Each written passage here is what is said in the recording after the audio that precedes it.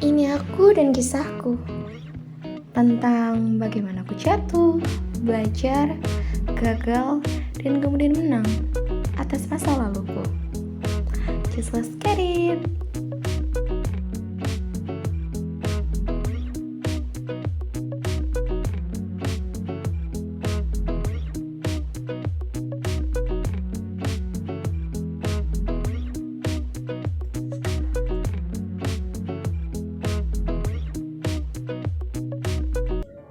Hai, ini aku Wanda.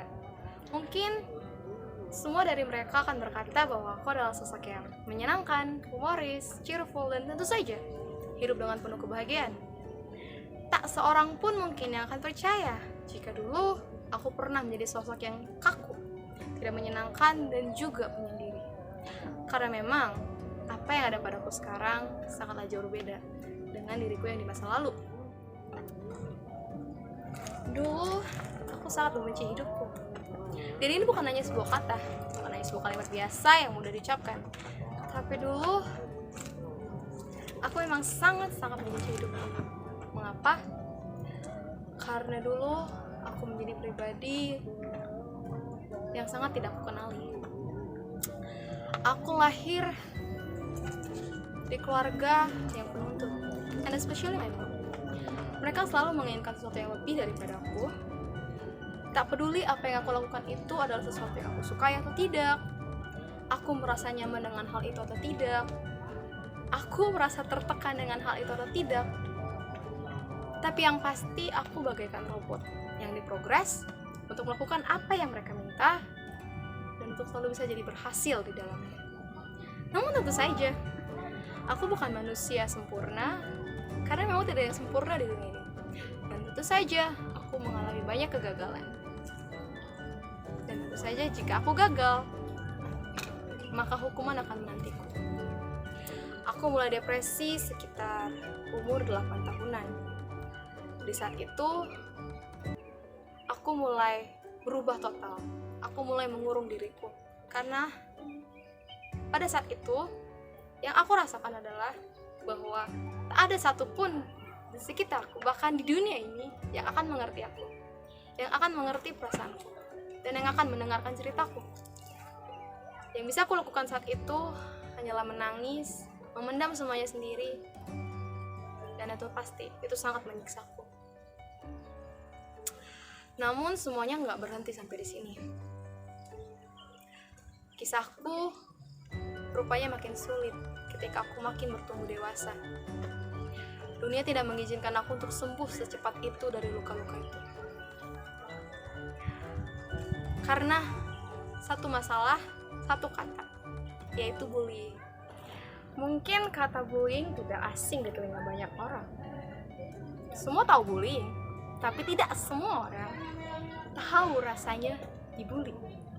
Dan aku adalah salah satu orang yang sangat memahami bagaimana rasanya dibully. Jika mengingat kelas balik masa-masa ini sangat menyakitkan bagi saya pribadi. Aku mulai dibully ketika aku masuk ke SD. Aku dibully karena aku berasal dari keluarga yang tidak bergelimang harta. Tapi semuanya tetap aku lalui dengan menyendiri. Aku dibully, aku mendapat tekanan dari keluarga, aku mendapat ancaman atas kegagalan yang mungkin saja akan aku lakukan. Tapi yang pasti adalah aku semakin depresi. Aku semakin tidak tahu apa yang harus aku lakukan. Dan aku merasa bahwa ini semua tidak adil. Bahwa apa yang aku lalui terlalu berat. Yang paling parah adalah ketika aku merasakan diri aku benar-benar keluar dari kehidupan sosial. Aku benci di keramaian, aku benci berhubungan dengan orang luar, bahkan aku benci untuk berbicara dengan keluargaku. Yang aku ingin lakukan adalah aku menyendiri. And just it. Aku berubah total menjadi sosok sosiopat. Bahkan setiap aku melihat ada orang yang bahagia di sekitar aku, rasanya aku ingin merebut kebahagiaan mereka. Rasanya aku ingin menghancurkan kebahagiaan mereka. Aku ingin membuat mereka merasakan apa yang aku rasakan. Karena aku rasa jika aku yang mengalami seperti ini, mereka juga harus mengalami hal yang sama. Itu yang ada padaku dulu. Itu yang aku pikirkan dulu. Aku benar-benar tidak tahu lagi apakah pikiranku itu salah atau tidak. Aku benar-benar buta dengan rasa takut, rasa sakit, dan rasa sesak dalam dadaku.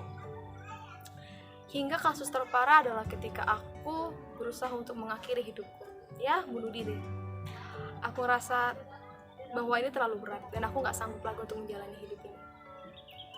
Aku ada di kamar, di malam hari, suasana remang-remang, karena pada saat itu aku hanya menjalankan lampu kamar tidurku.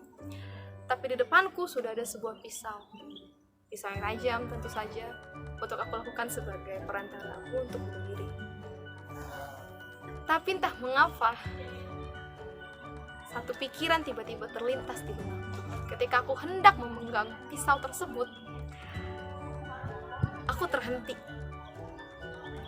Dan satu pikiran, yakni kalau aku bunuh diri, yang akan membalaskan rasa sakit hatiku, yang akan membalaskan dendam ini siapa? Dan pada saat itu aku menghentikan kegiatanku, aku menyimpan pisau itu dan aku kembali tidur. Tapi satu yang pasti, pada saat itu aku berhenti untuk melakukan bunuh diri karena rasa dendam, karena rasa ingin balas dendam, bukan karena rasa ingin mengampuni. Beberapa minggu setelah kejadian itu, ketika aku sedang berada di gereja, tiba-tiba saja istri dari seorang pendeta menghampiriku dan mengajakku untuk mulai melayani di gereja. Dan tentu saja pada saat itu aku sangat shock, sangat heran.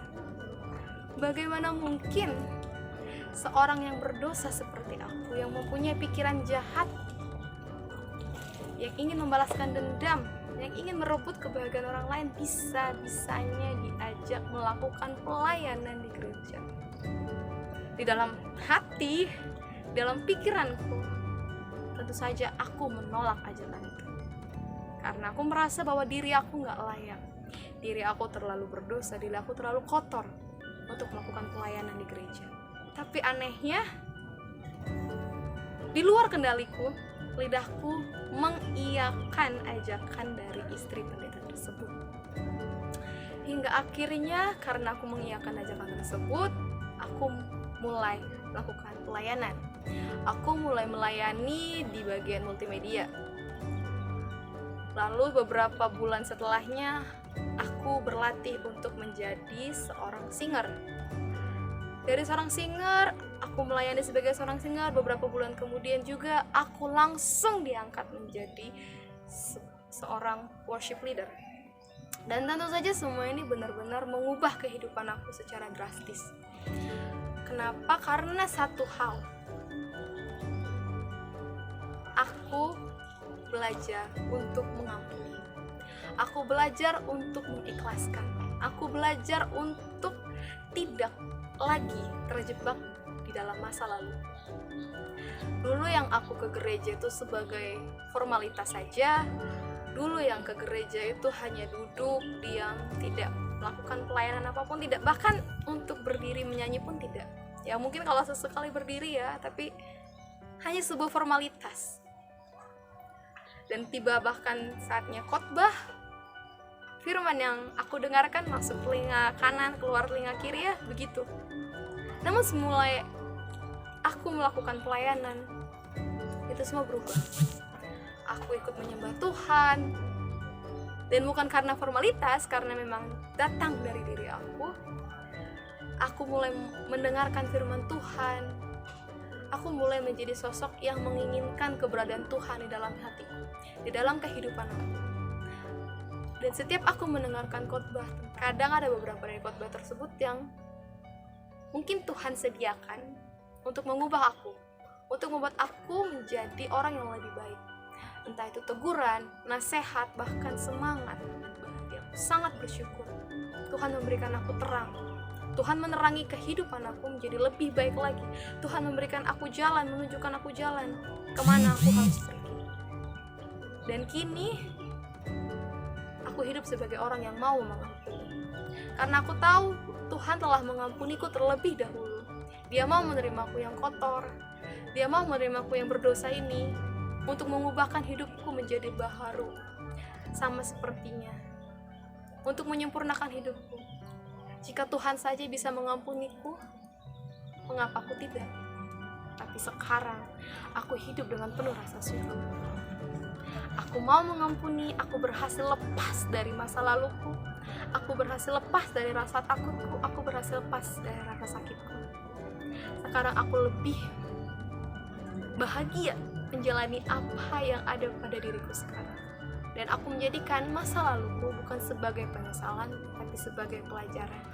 Semoga apa yang aku sampaikan bisa menjadi motivasi bagi banyak orang di luar sana yang mengalami kejadian serupa denganku, yang bahkan ingin mengakhiri hidupnya.